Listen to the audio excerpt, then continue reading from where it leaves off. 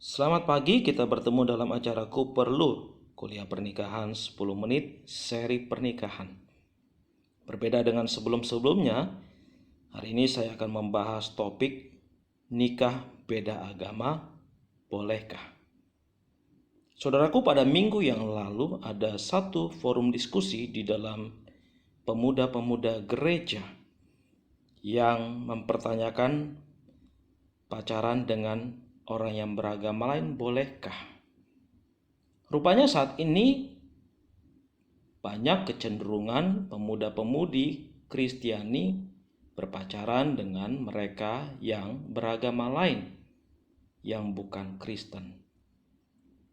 Mungkin ada beberapa alasan. Salah satu alasan adalah bahwa kami kan masih pacaran, belum serius untuk menikah. Jadi tidak apa-apa kalau kami berpacaran dengan agama lain. Atau yang lain mengatakan, saya sudah mencoba untuk berpacaran atau menjalin hubungan dengan orang-orang Kristen, tetapi tidak berhasil. Ternyata orang-orang yang bukan Kristen lebih baik, lebih perhatian, lebih mengasihi daripada orang Kristen.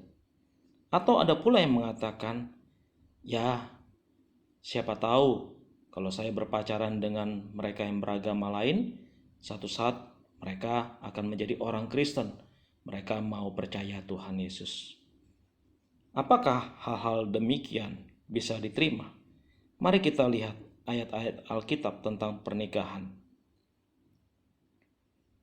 Saudara, kalau kita melihat bagaimana Abraham mencari istri atas anaknya Ishak yang sudah dewasa, Abraham tidak mau anaknya menikah dengan perempuan Kanaan yang berbeda suku bangsa dan yang menganut politeisme, yang menyembah dewa-dewa. Oleh karena itu Abraham memanggil hambanya Eliezer, lalu mengutusnya untuk pergi ke negeri keluarganya di mana dulu dia tinggal. Dia mengatakan, aku ingin engkau menolongku dalam hal ini. Maukah kau mengikuti petunjuk ini dan mencarikan seorang perempuan untuk dinikahi Ishak, keturunan pilihan?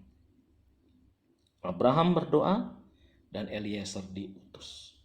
Di sini kita melihat bahwa dalam pernikahan timur, faktor-faktor keluarga itu masih kuat. Pernikahan bukan hanya antara seorang laki-laki dan perempuan, tetapi ada faktor-faktor orang tua yang di dalamnya berperan di dalam menemukan pasangan hidup bagi anak-anaknya. Dalam hal ini Abraham ingin anaknya memperoleh yang terbaik, di mana orang itu adalah orang yang sesuai dengan kehendak Allah.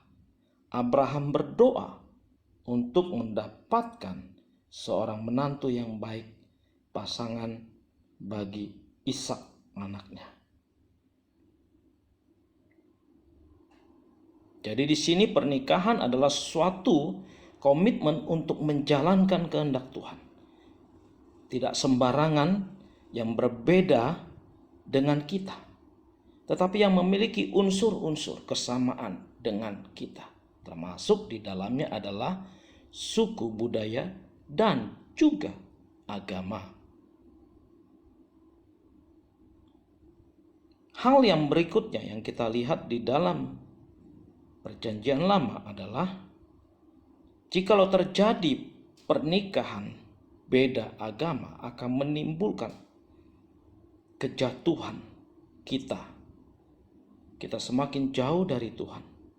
Itulah yang dialami oleh Raja Salomo ketika dia mengambil istri-istri dari suku-suku bangsa lain yang menyembah dewa atau berhala. Salomo, seorang yang bijak, jatuh dan semakin jauh dari Tuhan. Jikalau kita mengambil orang lain yang beragama berbeda, akan membuat kita semakin jatuh dan semakin jauh dari Tuhan. Memang ada kalanya pula seseorang yang menikah dengan kita, bisa saja orang itu kemudian satu saat berubah dan mau mengikut Yesus dan beragama Kristen. Tetapi itu adalah kasus-kasus khusus, tidak semua akan selalu demikian. Ada pula yang akan terus tidak mau meninggalkan iman kepercayaannya yang lama. Itu bisa berakibat fatal. Bahkan ada pula yang awalnya mau seolah-olah pindah agama mengikuti agama pasangannya. Tetapi setelah dia memiliki dan menikah dengan pasangannya, dia tidak mau ke gereja dan dia juga tidak peduli dengan agama, dengan kehidupan iman. Sehingga itu sama saja kita menikah dengan orang yang tidak percaya. Di dalam perjanjian baru dikatakan oleh satu ayat 2 Korintus 6 ayat 14. Agar kita tidak bersekutu dengan orang yang tidak percaya. Ada terjemahan dalam bahasa Inggris yang mengatakan, janganlah menjadi pasangan orang yang tidak percaya. Mereka bukan pasangan yang cocok bagimu. Saudara-saudara, di sini kita bisa melihat bahwa anak-anak terang tidak dapat bersatu dengan anak-anak gelap. Mereka yang menyembah Tuhan Yesus tidak dapat bersatu dengan orang yang menyembah Allah lain atau ilah lain. Visi saja sudah berbeda. Apalagi tujuan sasaran hidup. Mereka adalah orang-orang yang tidak mau mengenal Tuhan. Maka sudah seharusnya orang Kristen mencari pacar adalah orang yang juga beragama Kristen, bahkan bukan hanya beragama Kristen secara KTP, tetapi juga haruslah orang yang rajin ke gereja, yang bertumbuh, yang sama-sama melayani. Maka yang ada adalah sukacita ketika kedua-duanya memiliki tumpuan yang sama. Tapi jikalau beda agama, keduanya memiliki tumpuan yang berbeda, sehingga tidak dapat menjalankan hidup dengan baik, dengan benar. Hal ini sudah dibuktikan dan dialami banyak pesohor selebriti di negeri kita yang berbeda agama.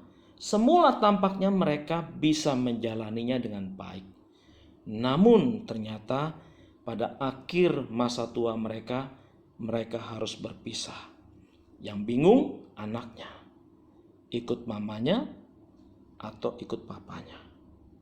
Mari pemuda-pemudi, ingatlah, camkanlah bahwa kita harus mencari pasangan yang seiman, yang mengasihi Tuhan. Kiranya Tuhan pimpin kita. Amin.